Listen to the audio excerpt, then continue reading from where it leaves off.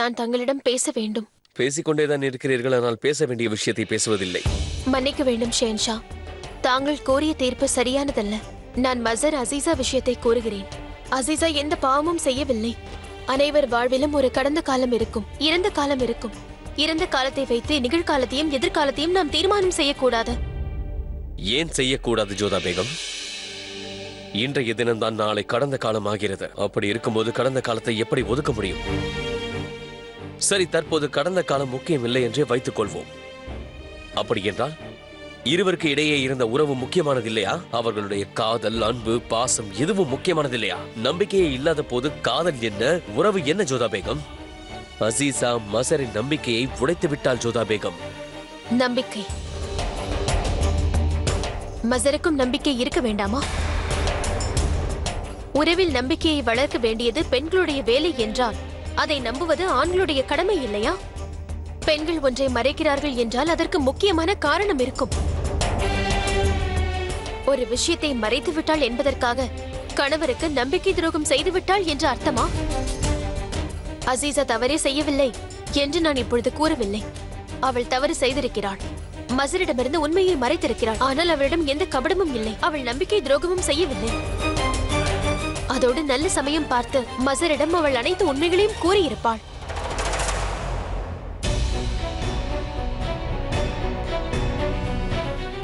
சமயமா?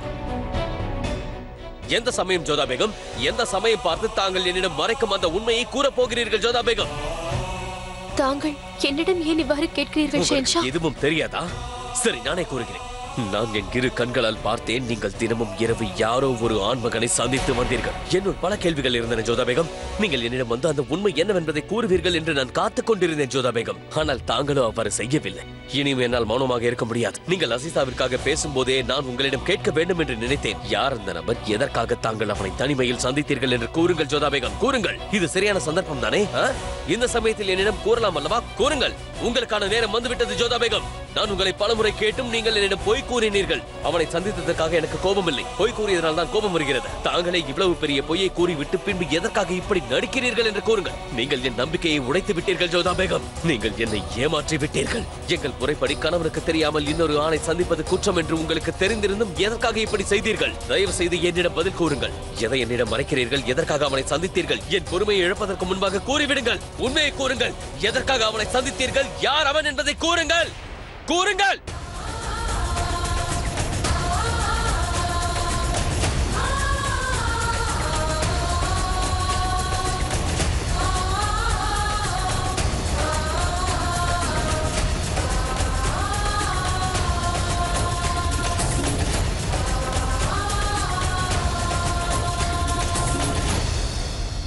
என்னாயிற்று உங்களுக்கு?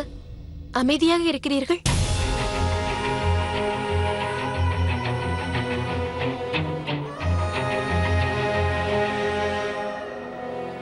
எனக்கு நம்பிக்கை உள்ளது. அசீசா குற்றவாளி அல்ல. ஜோதா பேகம், குற்றவாளி யார், குற்றமற்றவர் யார் என்பது வேறு விஷயமாகும். விஷயம் என்னவென்றால் மசர் அசீசாவை தான் நிக்கா செய்து கொள்ள வேண்டும் என்று என்னால் கூற முடியாது. ஏனென்றால் அவன் கூறுவதும் நியாயம்தானே. ஒருவேளை அசீசாவிற்கு மசரின் மீது உண்மையாகவே காதல் இருந்திருந்தால் அவனிடம் எதற்காக பொய்யுரைத்தால், எதற்காக அந்த விஷயத்தை மறைத்தால் ஜோதா பேகம்? அனைவரும் கூறுவார்கள், நமக்கு யார் மீதாவது உண்மையான காதல் இருந்தால் அந்த நபர் நம்மிடம் உண்மையை மறைத்தாலோ இல்லை பொய் கூறினாலோ அது நமக்கு மிகவும் வேதனை அளிக்கும். இப்போது அவர்கள் இருவருக்கும் இடையில் இருக்கும் இடைவெளியை ஷேன்ஷாவின் கட்டளையால் கூட சரி செய்ய முடியாது ஜோதா பேகம். சரி, தாங்கள் எனக்கு விடை அளிங்கள். குதாஃபிஸ்.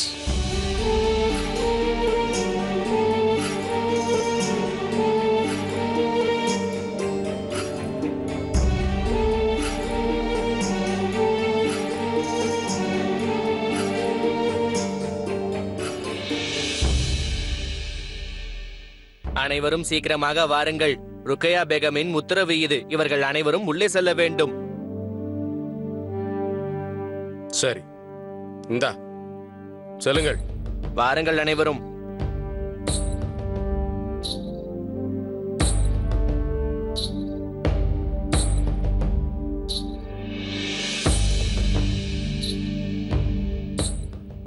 இவர்கள் அனைவரையும் உள்ளே கொண்டு செல்ல வேண்டும். அனைவரும் சரியாக வரிசையில் நில்லுங்கள். சலாம் வலைக்கும் மகா மந்திரியார் அவர்களே. அந்த ஜெய் அகமது கான் அனுப்பிய ஆட்கள் இவர்கள் தானா? ஆம்.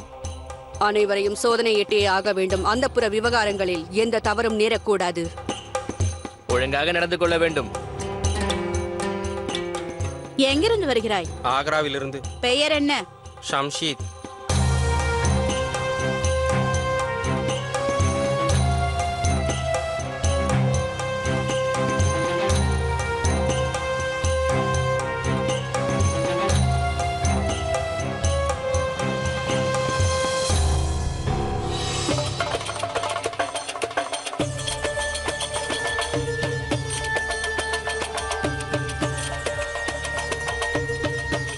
ஆதாப் பேகம் ருக்கையா. ஆதாப். அனைவரும் இங்கு வந்து விட்டார்களா? மகாமங்கா அவர்களே, இவர்கள் அனைவரையும் நன்றாக சோதனையிட்ட பிறகே அரண்மனைக்குள்ளே அனுமதிக்க வேண்டும்.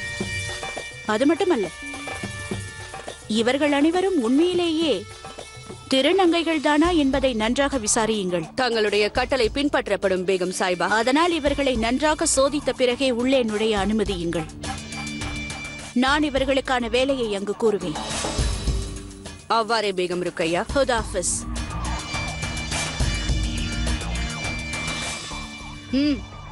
முன்னே வா. இடையூறுக்கு மன்னிக்க வேண்டும் மகாமந்திரியாரே. வெளியே ஒரு அலி நிற்கிறாள். உள்ளே சென்ற கூட்டத்தோடு தான் நான் வந்தேன் என்கிறாள். ஆனால் அவள் சாமான்களை யாரோ பிடுங்கி விட்டார்கள் என்று கூறுகிறாள்.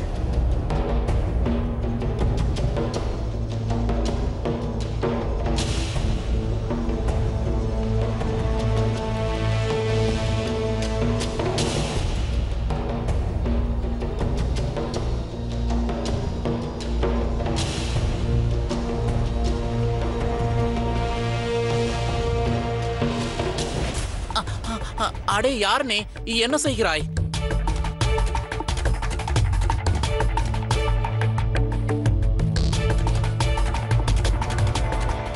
மன்னித்துவிடு. இப்படி செய்யக்கூடாது என்று நினைத்தேன். ஆனால் செய்ய வேண்டிய சூழ்நிலை. எனக்கு உனது பொருட்கள் தேவை.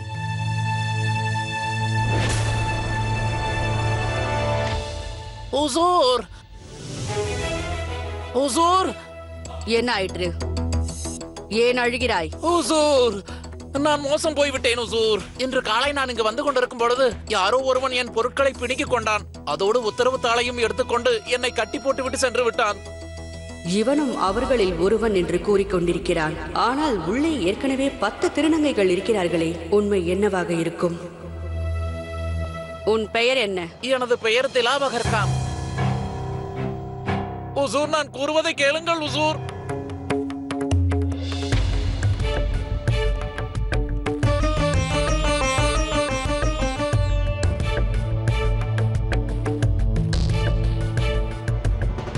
அந்த நம்பிக்கை துரோகி இங்கேதான் உள்ளான்.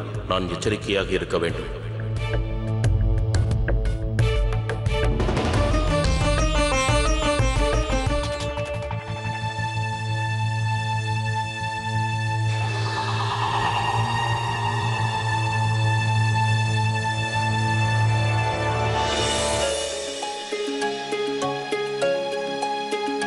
வாளையே உன்னால் பிடிக்க முடியவில்லை என்றால் நீ எவ்வாறு யுத்தம் செய்வாய்? பெரியப்பா, இது மிகவும் கனமாக இருக்கிறது. இது கனமாக உள்ளது என்றால் இதை நீ எளிமையாக உணரும் அளவிற்கு உன்னுடைய கைகளை பலப்படுத்து. பயிற்சி செய். நீ வளர வளர இது உன்னுடைய ஒரு அங்கமாக மாற வேண்டும் என்பதை மறந்து விடாது. அப்பொழுது நீ மின்னல் வேகத்தில் தாக்குதல் நடத்தலாம். இங்கே பார். வாளை இப்படி பிடிக்க வேண்டும். பிறகு இப்படி சுழற்ற வேண்டும். செய். பெரியப்பா, நீங்கள் ஒரு பெரிய வீரர். தினமும் எனக்கு கற்றுக் கொடுப்பீர்களா? பிறகு நானும் உங்களைப் போல் பெரிய வீரனாகி விடுவேன்.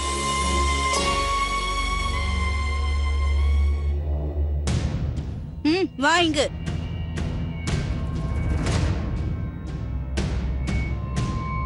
அட, என்ன வெட்கம் உனக்கு? கொடு அதை. ஒருவேளை வெளியே இருந்த அந்த திருநங்கை உண்மையை தான் கூறினாளோ என்னவோ. அது உண்மை என்றால் இங்கே இருக்கும் ஒரு திருநங்கை மாறுவேடம் விட்டிருக்கிறாள். அது யாராக இருக்கும்? எங்கிருந்து வருகிறாய்? ஆக்ராவிலிருந்து. ஆக்ரா. உன்னுடைய பெயர் என்ன? திலாவத் கான். அட, உள்ளே செல். செல்.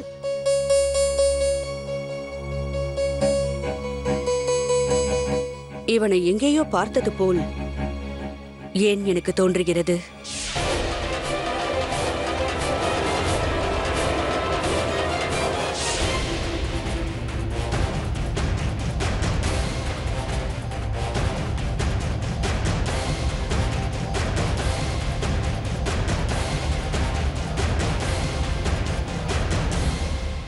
இவன் சுஜாமலாக இருக்கக்கூடுமோ? அடேங்கப்பா. 1 2 3 4 5 6 7 8 9 10. நான் கூறியது உண்மை என்று புரிந்து கொண்டீர்களா உசூர்? இந்த வஞ்சகனை இங்கே இருந்து துரத்தி விடுங்கள். ஆனால் ஏன் உசூர்? இனி அக்கம் பக்கம் எங்காவது தென்பட்டால் உன் கை கால் இடம் மாறிவிடும்.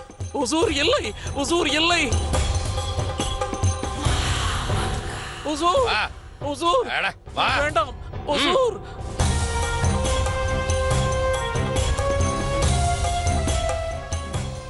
இவன் சுஜாமல் தான் என்றால் சந்தேகத்திற்கு இடமில்லாமல் இது தற்கொலைக்கு சமமாக ஆகிவிடும். என் வேலையும் சுலபமாகிவிடும். எங்கே ஓடுகிறீர்கள்? என்னை ஓட வைக்காதீர்கள். இன்று பாடம் கற்றுக் கொடுங்கள். நீங்கள் முதலில் என்னை பிடியுங்கள் பார்ப்போம். பிறகுதான் உங்களுக்கு புதிய பாடத்தை கற்றுக் கொடுப்பேன். வேடிக்கையாக உள்ளது. படி படி என்று குருதான் சிஷ்யனை விரட்டுவது வழக்கம். முதல் முறையாக சிஷ்யன் குருவை விரட்டுவதை நான் இங்குதான் பார்க்கின்றேன்.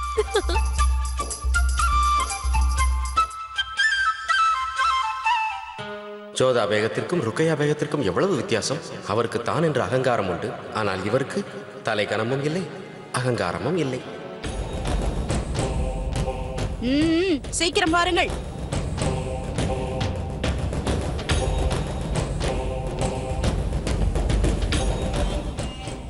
அற்புதம் பேகம் ஜோதா. விதி எனக்கு சாதகமாக இருப்பதால் நீங்கள் வெளியே இருக்கிறீர்கள். திலாவர் கான் முகத்தில் சுஜாமல் தெரிகிறானா இல்லையா என்பது இப்போது தெரிந்துவிடும்.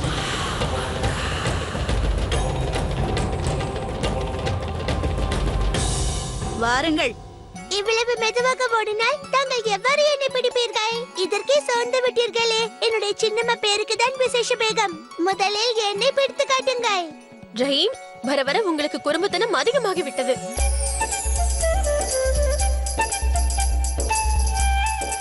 பிடித்து விட்டேன். உங்களுக்கு தெரியுமா சின்னம்மா, நீங்கள் உண்மையிலேயே பெரிய சிஷ்யை தான். நன்றி. வணக்கம்.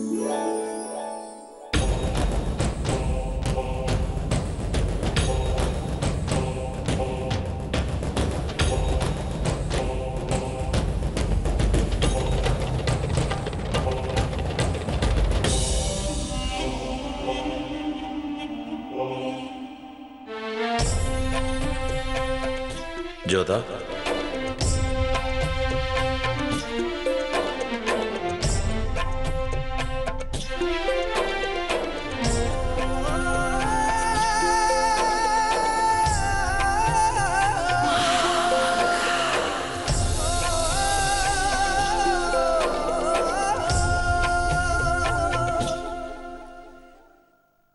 ரேஷம், இவர்கள் அனைவரையும் நீ சரியாக சோதனையிட்டாயா?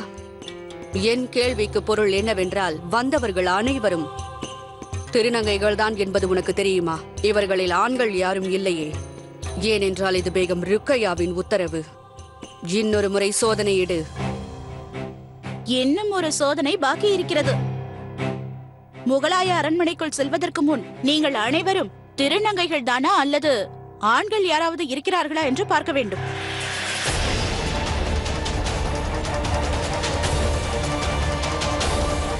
நீங்கள் ஒவ்வொருவராக என் பின்னால் வாருங்கள்.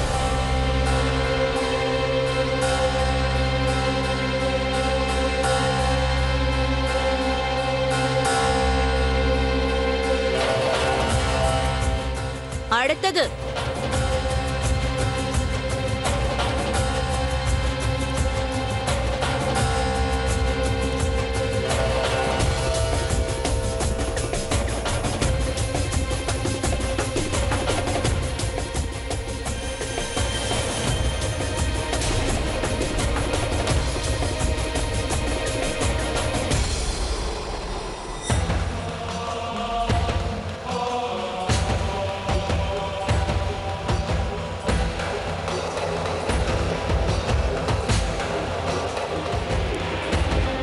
ஹுசூர், நான் சரியாக கணக்கெடுத்து பார்த்தேன். இந்த திலாவர் கான் பரிசோதனைக்கு வரவே இல்லை. நான் அறிவேன்.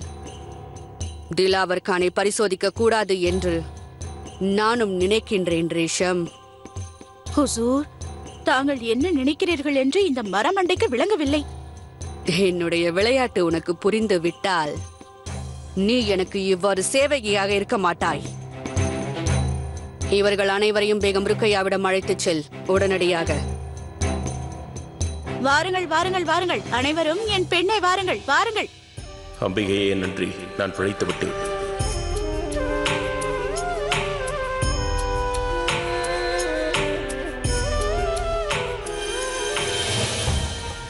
முகலாய கோட்டைக்கு நான் உன்னை வரவேற்கிறேன் சுஜாமல். நீ பிரவேசித்த கோட்டை இதுதான் இறுதியாகும். ஏனென்றால் இங்கிருந்து நேரடியாக குதாவிடம் செல்ல போகிறாய்.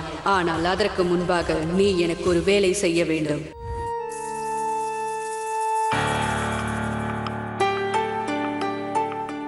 பேகம் ருக்கையா, அனைத்து திருநங்கைகளும் சோதனை செய்யப்பட்டார்கள். இப்போது உங்கள் முன்பு அறிமுகம் செய்ய வேண்டும்.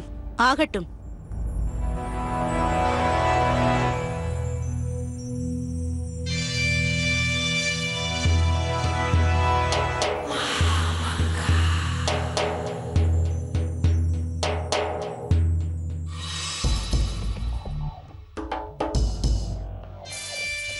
மகாமங்கா, இவர்களது பாலினம் நன்றாக பரிசோதனை செய்யப்பட்டதல்லவா? நிச்சயமாக. அப்படியென்றால் இவர்களுடைய தனித்துவம் மற்றும் திறமையை விவரியுங்கள். ஆகட்டும். ஹுசூர், இவரது பெயர் இஷ்ரத். அதாபுசூர், எனக்கு நன்றாக கலைகள் வரும். நான் இதுவரை சேவை செய்த இடங்களில் நம்பிக்கைக்கு பாத்திரமாக இருந்திருக்கிறேன். இவரை நாசிமா பேகத்தின் சேவைக்கு நியமியுங்கள். உத்தரவு. ஹாய் அல்லா, இவரது பெயர் குல்கான். இவர் இசையில் கை தேர்ந்தவராம். மிக்க நல்லது. இவரை என் சேவகராக நியமிக்கிறேன்.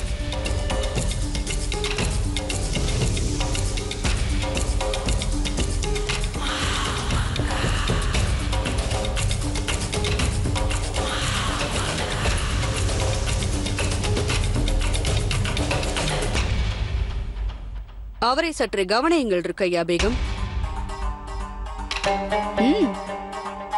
இங்கு இருக்கும் திருநங்கைகளிலேயே நீ மிகவும் அழகாக இருக்கிறாய். நன்றி பேகம் சாயிபா. இந்த அடிமை தனது அழகை சற்று அதிகமாக பாதுகாக்கிறாள். இவர் பெயர் திலாவர் கான். தாயையும் சேயையும் பார்த்துக் கொள்ளும் திறமை பெற்றவள். இவள் சிறந்த மருத்துவச்சி. மிகவும் நல்லது. இவரை பக்ஷிபானுவை பார்த்துக் கொள்ள நியமியுங்கள். அதோடு அவளுக்கு இப்பொழுது மருத்துவச்சியின் உதவி தேவை. தங்களின் ஆணை பேகம் அவர்களே. இனிதான் வேடிக்கை ஆரம்பம். அந்த புறத்தில் இருந்து கொண்டு பேகம் ஜோதாவை சந்திக்க முயல்வான். நான் இப்போது ஒரே கல்லில் 2 மாங்கனிகளை அடிப்பேன். அதாவது பேகம் ஜோதாவையும் சுஜாமலையும். ரேஷம், இவர்கள் அனைவரையும் நியமிக்கப்பட்டவர்களிடம் கொண்டு போய் சேர்த்துவிடு. அதோடு நீ திலாவர் கான், என்னுடன் வா.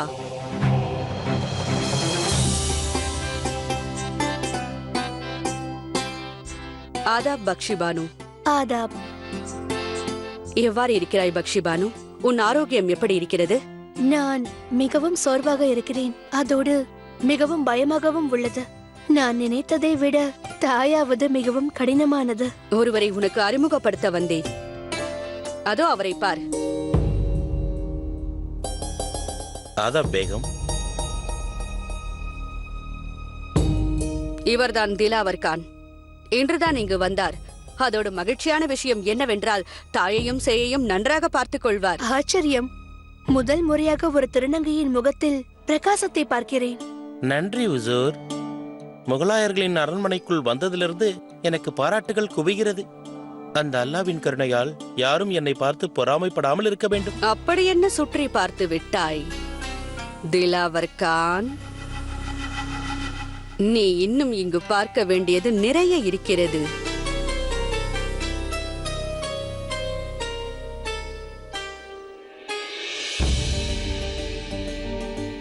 ஷேன்ஷா தனியாக இருக்கிறார். அவரிடம் சென்று பேசி எங்கள் இடைவெளியை நான் குறைக்க வேண்டும். வணக்கம் ஷேன்ஷா.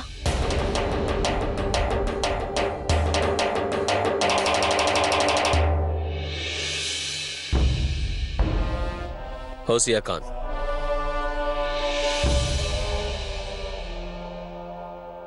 இன்று இரவு நான் ருக்கையா பேகத்துடன் கழிக்கப் போகிறேன் என்று அவரிடம் போய் கூறு. சித்தம் ஷெஹன்ஷா.